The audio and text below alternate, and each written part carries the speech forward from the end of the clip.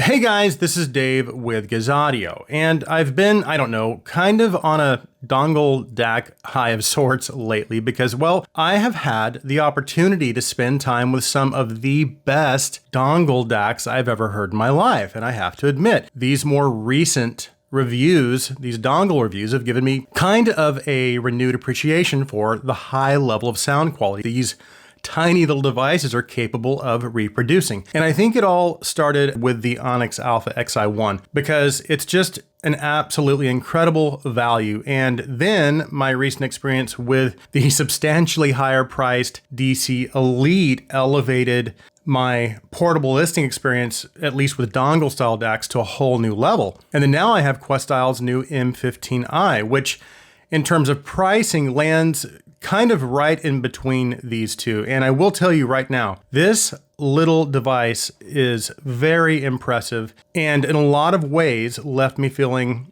much like the DC Elite did as far as it elevating my listening experience to that next level. But I guess the real question is, can it perform on the same level as the DC Elite at nearly half the price? Well, that's the question I'm going to try to answer in today's review.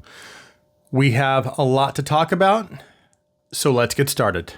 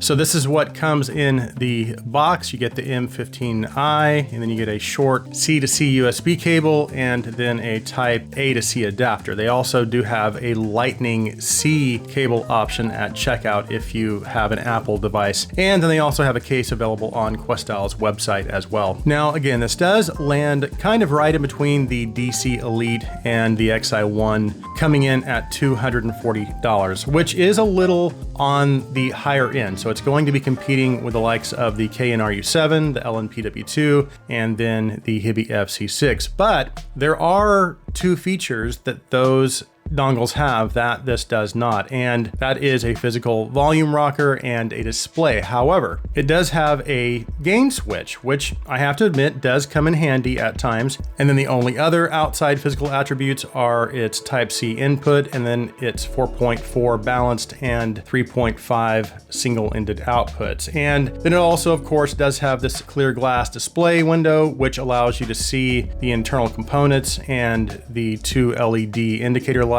One is the sample rate indicator, and then the other is the gain level indicator. And as far as the design, I do like the window, although you are seeing this design approach a lot more frequently with other manufacturers. However, I do feel like the M15i's general design and build quality does seem to be of higher quality than a lot of the other dongles you see out there with this design approach. Now, as far as what you get on the inside, you have an ES9821AC DAC chipset, and it's powered by dual SIP CMA amp modules, which, if I understand correctly, have a few added benefits, but two that come to mind are that they are a little more power efficient, and they also have a very low noise floor. But what is unclear is the power output of this device at 32 ohms, because it only states the power output at 300 ohms, which is about 12 milliwatts and 1.9 volts RMS out of the 3.5. and then 22 milliwatts and 2.6 volts RMS out of the 4.4, which honestly doesn't really matter because whatever it was perfectly adequate for almost everything I paired it with. And then as far as sample rates, it can decode up to 32-bit PCM and DSD 512. Okay, let's go ahead and move on to the sound.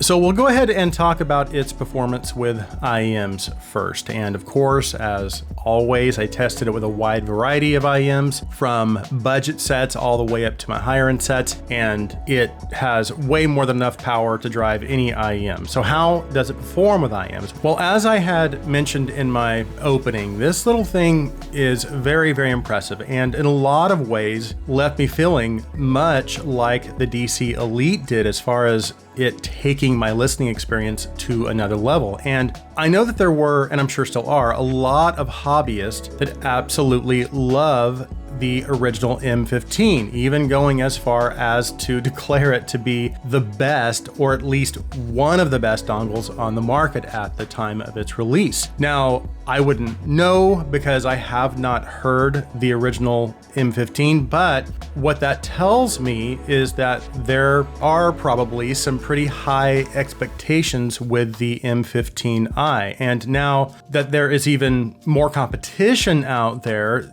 the expectations are even that much greater. So how did it perform with my higher end IEMs? Well, let's talk about that. So the presentation of the M15i is what I would consider to be linear, but with just a little extra energy in the treble, although it's not at all what I would consider bright, because while it does bring a lot of treble detail, it's not so much as to draw the listener's attention away from the rest of the presentation. But let's break things down a little more, starting with the bass. So one of the first things that struck me about the bass was simply how accurate and natural it sounded, no matter whether it was an upright bass, electric bass, a cello. Every pluck could be felt. All of the texture was present. It had really good tactility, and there simply just wasn't anything missing. Dynamics were also really, really good. Extension was excellent, and basically everything that I would hope to hear in the proper reproduction of bass was present. And those same attributes carried through into the mid-range as well. It reproduced instruments naturally and virtually without any coloration. The treble presentation was also really natural sounding, and while I would consider it, again, to be a little more energetic in its overall presentation, it's not edgy or bright, and for me, it never even came close to reaching the point of sounding sharp or becoming fatiguing. And when I was going through some of my test tracks off of the Jazz the Pawn Shop recording, the term that kept coming to me was refinement, because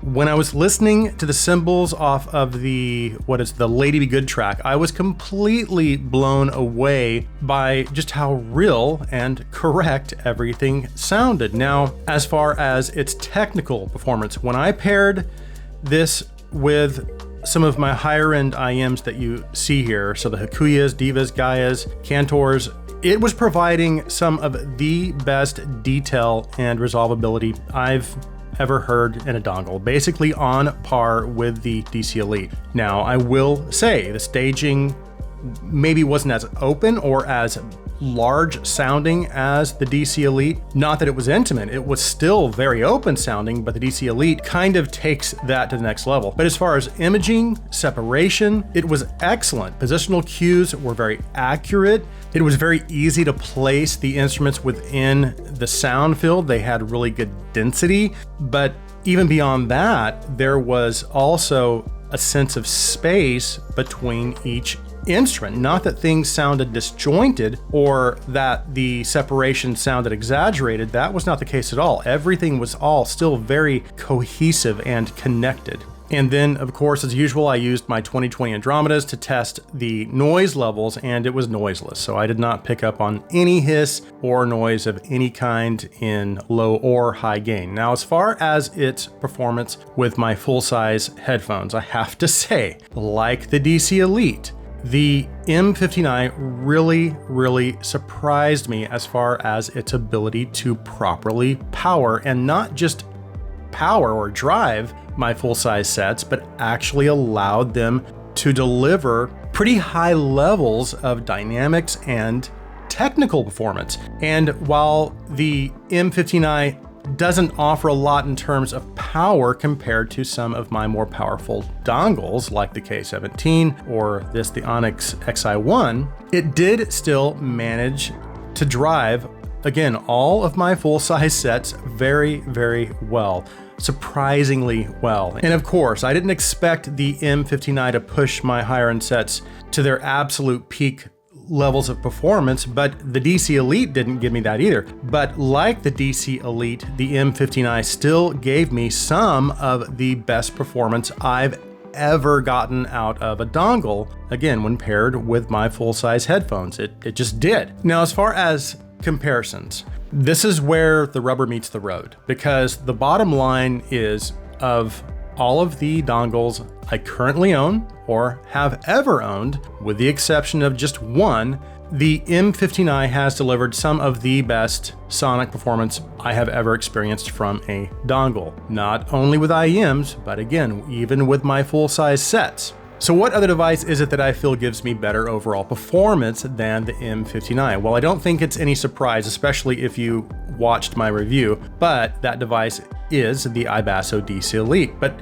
by a very slim margin. And I have to stress, in terms of sheer value, the M15i takes it. And yes, I do still think the Xi1 is the absolute best value out there, especially if you are on a budget. But if you have the extra money, and if you have some higher end IEMs or headphones, and you need to push them a little closer to their peak performance, maybe not all the way, but really close to their peak performance, then your next best option is the M15i. Now, just to circle back to why I would still give the DC Elite the edge in terms of sheer performance. To me, the DC Elite has a slightly bigger soundstage, both in width and also in forward depth. Plus, it does still give me excellent separation and imaging. But in almost every other regard, the M15i is basically on par with the DC Elite. It has the same dynamic impact and speed as far as its performance with full-size headphones. It has equal levels of detail and resolvability. It has a very natural linear presentation. I just think the DC Elite has a slightly more open, bigger sound. But the bottom line is that these are my top two dongles right now. And again, like I had mentioned in my opening, these last couple of months, I've kind of been experiencing a renewed excitement for portable audio. And it's all thanks to devices like these, because to me, really, it's nothing short of astonishing the level of sonic performance that these tiny little devices are capable of reproducing. It's just nuts. So does the M15i get my recommendation? Absolutely, 100%. And again, whether you have a budget IEM or headphones or high-end stuff, this will sound great with entry or mid-tier sets, but it can also perform at high enough levels so that if you need to travel really light, but you want to bring a higher end pair of headphones or IEMs with you, then you can rest assured this will basically allow you to come extremely close to experiencing the best, if not the best, that those IEMs have to offer. So that concludes my review of the QUESTYLE M15i. If you are new to the Audio channel and you like our videos, please take a minute and hit that subscribe button. And if you want to go a step further, you can also support us through our Patreon. I'll be sure and leave a link in the description. Thank you guys so much for taking the time to watch this video. Please comment on this video. Please like this video. Please share this video. I hope you guys have an awesome day.